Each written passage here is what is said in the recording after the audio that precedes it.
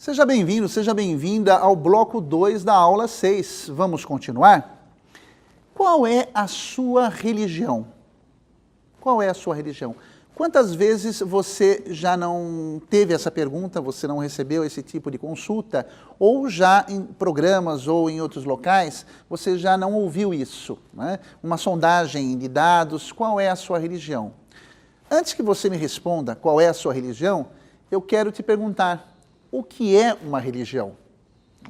É muito interessante, alguns falam, não, eu sou X, eu sou Y, eu sou da igreja Z, A, B ou C, mas vamos parar um pouquinho para entender nessa aula alguns conceitos, e o primeiro deles é, o que é, afinal, professor, religião?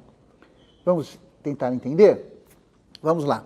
A palavra religião é uma palavra constituída, formada de duas outras palavrinhas. A palavrinha, depois você vai poder acompanhar no material de apoio.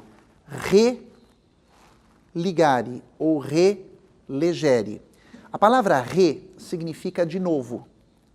Legere significa ler, é o verbo ler.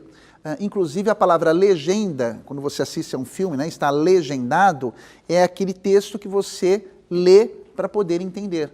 Então, a relegere ou religare, o verbo ligar também tem o mesmo significado, significa que o que você vai fazer é uma nova leitura, um reler, uma nova leitura da realidade. Então, são duas teorias que explicam o que é uma religião. A primeira, relegere, ler de novo, ou seja, a religião é uma nova leitura que a pessoa faz da vida, de Deus, dos seus hábitos, dos seus valores, diante ou a partir do momento em que ela ingressa naquela religião, em que ela aceita aqueles princípios, né? É uma nova leitura do mundo, né? É muito interessante porque todas as religiões propõem uma maneira diferente de você ver as coisas.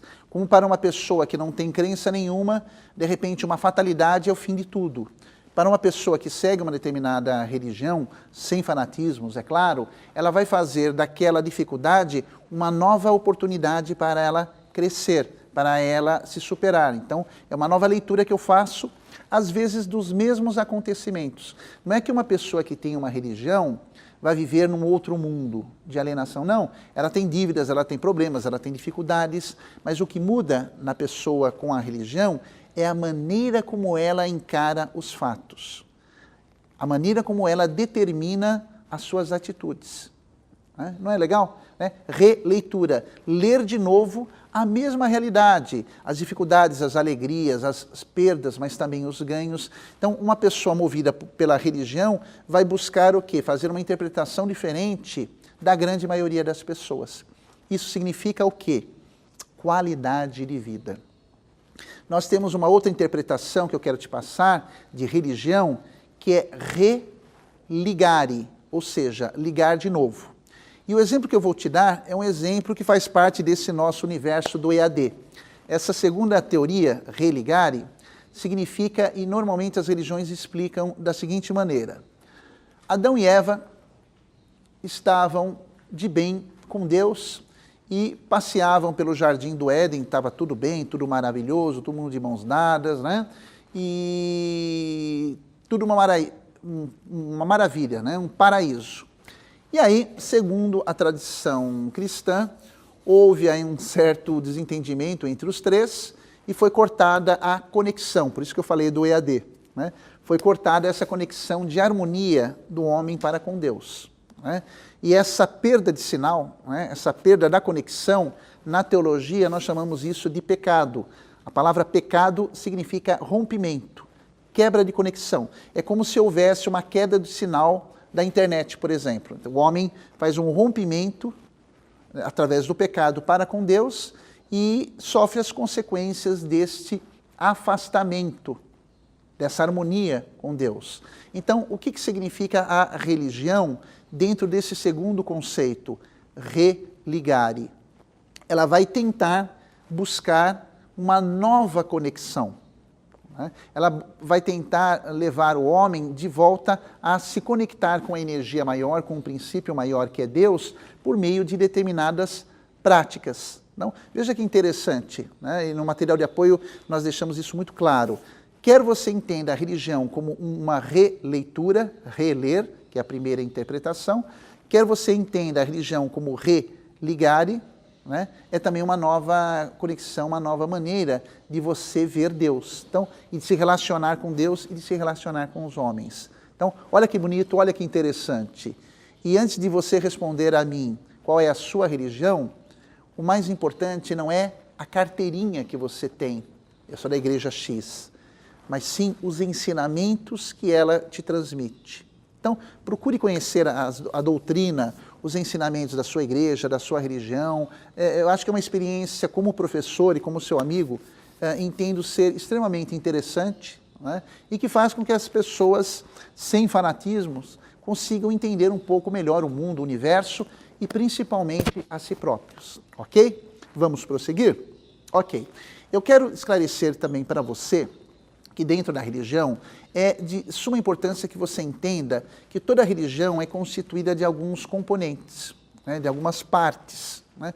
Por exemplo, quando eu falo em religião, eu falo na questão dos ritos. Toda religião tem uma prática ritualística, uma forma de se deslocar, uma forma de você se posicionar, um momento em que você tem que ficar de pé, um momento em que você tem que ficar de joelhos, há toda uma ritualística, né? Toda religião tem uma liturgia, ou seja, é uma celebração, seja um culto evangélico, seja uma missa católica, seja um cerimonial de devoção, há toda uma liturgia em torno dessa cerimônia. Né? O que é uma liturgia, professor? Você já foi a um casamento? Uma igreja? Já? Então, toda aquela cerimônia, toda aquela pompa é uma liturgia. Né? Por quê? Porque se entende que o homem é um animal simbólico e é um animal festivo. Né? Então, para nós, a liturgia, o ritual são extremamente importantes. E o último tópico que a religião tem, todas as religiões, inclusive as afro-brasileiras, né, é a doutrina, ou seja, um código moral de normas, de princípios pelos quais eu preciso me pautar para me identificar com aquela instituição, certo? E agora você me pergunta, mas professor, e como que isso tudo fica dentro das religiões ou das doutrinas afro-brasileiras? Ocorre da mesma forma. Eu já vou te dar alguns nomes muito interessantes de algumas religiões afro-brasileiras. Vamos lá? A primeira é o candomblé, que é a religião que você tem praticamente em todos os estados do Brasil. Você vai ter a macumba, particularmente na cidade do Rio de Janeiro. A quimbanda, nós já encontramos tanto no Rio quanto em São Paulo. Uma outra religião que nós encontramos em todos os estados do Brasil, né, é a própria Umbanda.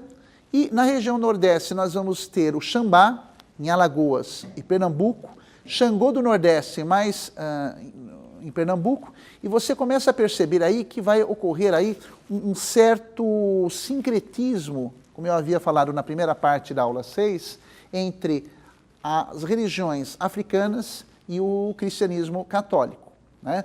Dê uma verificada nos slides, nós colocamos aqui algumas ilustrações e exemplos da Umbanda, que é a mais conhecida entre nós. A figura, por exemplo, do Preto Velho, isso é da liturgia. Da Iara, né? Você já deve ter ouvido falar em Iemanjá, né? A rainha do mar. Esses são exemplos da própria Umbanda. E o que é essa Umbanda? É uma religião formada dentro da cultura religiosa brasileira que vai sincretizar, que vai sintetizar vários elementos pegando partes de outras religiões, como, por exemplo, o catolicismo. Então, parte da doutrina da Umbanda vem do catolicismo. Parte da doutrina da Umbanda vem do espiritismo, sim, o kardecismo, como prática doutrinal, e das religiões afro-brasileiras. Então, é muito interessante, se você frequenta a Umbanda ou conhece alguém que é praticante da Umbanda, você vai perceber na doutrina, né, e na liturgia elementos do catolicismo, do espiritismo e das próprias religiões africanas. Há uma certa mistura desses princípios. A origem da Umbanda, no período colonial, quando eles chegaram aqui no Brasil, é de origem iorubá, ou seja, um povo, o nome da região, que ocupava a região onde hoje fica a Nigéria, o Benin e o Togo. É muito curioso. Depois você pega o mapa, procure verificar aí a Nigéria, Benin e o Togo, é lá que a Umbanda vai trazer elementos africanos que vão se misturar aqui no Brasil. A religião dos Yorubás era o candomblé, mas eles aportaram no Brasil como escravos e não podiam cultuar, como eu havia falado anteriormente, a sua prática devocional. Então o que eles fazem? Eles pegam os elementos da missa católica e dos santos católicos que são maiores que os santos das suas religiões iniciais e fazem aí um sincretismo. É por isso que você vai ter algumas entidades que na Igreja Católica tem um nome e na Umbanda tem outro. Era uma forma de eles mascararem as suas devoções. Por causa dessa proibição, na época do Brasil colônia, vários escravos começam a fazer essa associação de duas divindades. Para você ter um exemplo, Oxóssi. Oxóssi, meu amigo, minha amiga, é o rei da caça. E ele é associado a São Jorge, sim, e a São Sebastião. São Sebastião, inclusive, é o padroeiro da cidade do Rio de Janeiro. Por isso que lá, se você mora no Rio, ou se você conhece alguém do Rio de Janeiro, a figura de Oxóssi na Umbanda lá é muito forte, porque é uma alusão a São Sebastião. Em algumas práticas da Umbanda, em algumas casas de Umbanda, quando você ingressa, eu tenho alguns alunos que praticam a doutrina, ao ingressar você vê a imagem de São Sebastião. Né? Para uma pessoa leiga, quando chega, fala, nossa, mas um santo católico? É, um santo católico. Mas aí é necessário você, olha que legal, né? Quando a gente estuda e entende as coisas. Você precisa entender o rico contexto histórico em que as coisas acontecem. Não é? Tem coisas mais interessantes ainda. Vamos em frente? Vamos lá? A palavra Umbanda é uma palavra muito rica porque ela é constituída de 3 outras palavrinhas. A palavra Aum, que significa Deus, a palavra Ban, que significa união ou conjunto, e Dan, leis. Então, veja que interessante, Deus, conjunto e leis. Então, o que significa Umbanda? O conjunto das leis divinas, depois dá uma confirmada no material de apoio, lá nós esclarecemos direitinho para você, esse conjunto de leis divinas que eu livremente sou convidado a seguir. Umbanda é exatamente isso. Uma outra palavra, orixás, dentro do culto umbandista, seriam o quê? Seriam os espíritos de uma grande força espiritual, sobrenatural, de grande luz, que vão trabalhar sob a força, sobre a influência de determinadas entidades. Né? A cada orixá, a cada entidade está associada uma personalidade e um comportamento. Quer que eu repita? Repito. A cada orixá, você tem uma personalidade, um modo de ser, e um determinado comportamento. É importante que você entenda que na Umbanda é uma doutrina politeísta. Há várias divindades, há várias personalidades, há vários agentes atuando. Né? E esse orixá vai ser protetor daquela pessoa por toda a sua vida. Ok? Vamos prosseguir? Vamos ver então como que fica... meu amigo, minha amiga, o sincretismo entre os orixás, as entidades da Umbanda, com os santos católicos. Vamos fazer essa relação? Você vai ver umas coisas muito interessantes. Por exemplo, a palavra Oxalá. Muitas vezes a pessoa utiliza essa expressão Oxalá. Oxalá é uma alusão à pessoa de Jesus Cristo, que dentro do cristianismo é o verbo encarnado, é o Filho de Deus, é o nosso Salvador. Na Umbanda é Oxalá. Iemanjá é a alusão que se faz à Virgem Maria. Então, quando os negros fizeram essa incorporação, né, como havia a imagem imposta, porque o português é muito devoto de Maria, nas grandes fazendas, eles associaram à Virgem Maria e deram um nome de uma entidade que é Iemanjá.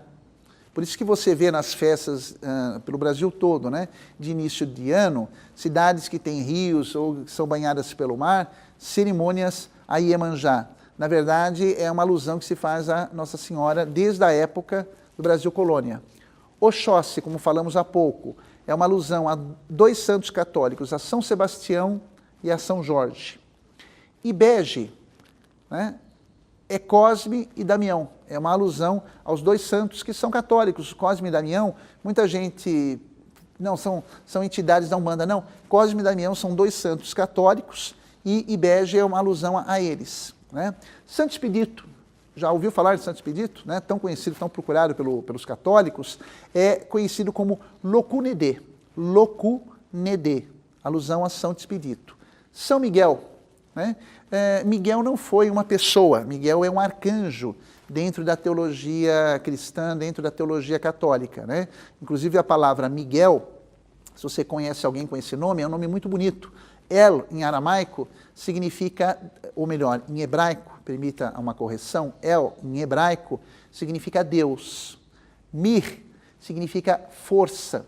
Então, a palavra Miguel, né, o nome do arcanjo Miguel, significa a força que vem de Deus. Alguns traduzem Miguel como quem como Deus. Né? Quem é forte, quem é poderoso como Deus. Então, São Miguel como arcanjo, protetor, né, das forças do bem, é associado dentro da Umbanda com o nome de Logum. Logum.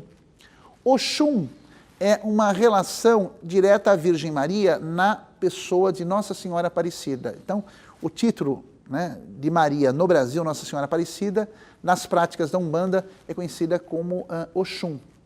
São Francisco de Assis. O autor daquela oração tão bonita, né? Amar que ser amado, perdoar que ser perdoado, é dando que se recebe. São Francisco de Assis, também muito cultuado pelos portugueses, né? Um dos santos mais devocionados pelo povo brasileiro. Na Umbanda tem o nome de Xangô, né? Aposto que você não sabia. Xangô é alusão a São Francisco de Assis, né? Então, esse sincretismo vai ser uma tentativa, como nós dissemos, de conciliar crenças diferentes ou até mesmo crenças opostas. O termo sincretismo é mais utilizado como uma referência no universo religioso e é uma manifestação muito comum, não só na Bahia, mas toda a região Nordeste e, na minha análise, na minha avaliação, por todo o Brasil, mas sempre tendo como base a doutrina da Igreja Católica, do cristianismo católico, com a prática africana, ok? Entendeu o que é Umbanda? Vamos agora para o Candomblé? O que é o Candomblé?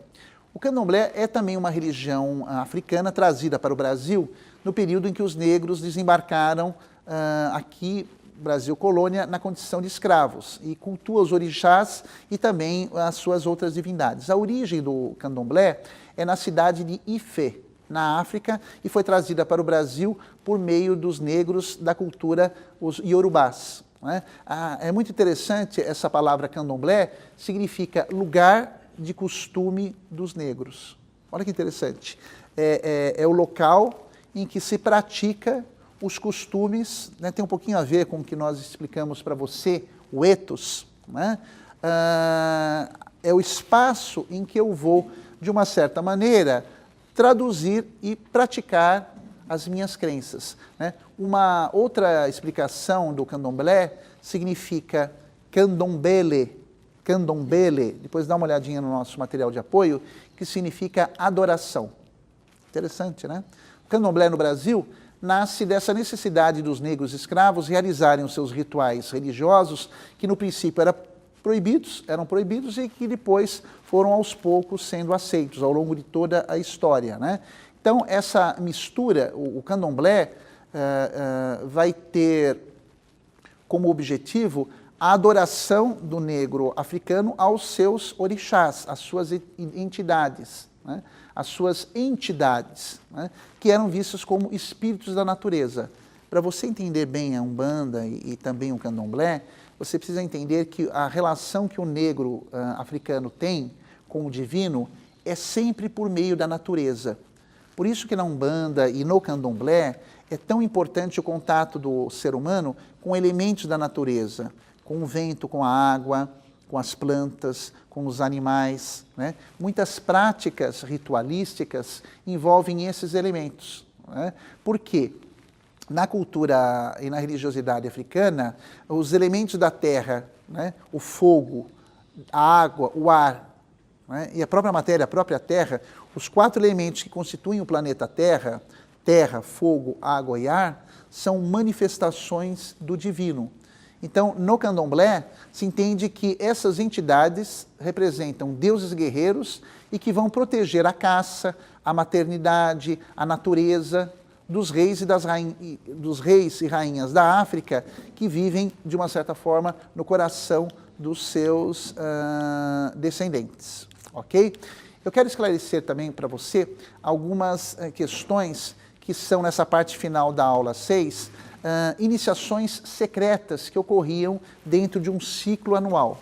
Né? É muito interessante porque quando você analisa o ritual, quando você analisa as práticas, há todo um calendário de janeiro a dezembro de festividades, tanto da Umbanda quanto do Candomblé. São práticas devocionais, muitas vezes até então secretas, em que se segue uma prática, uma ritualística em função desse calendário. Né?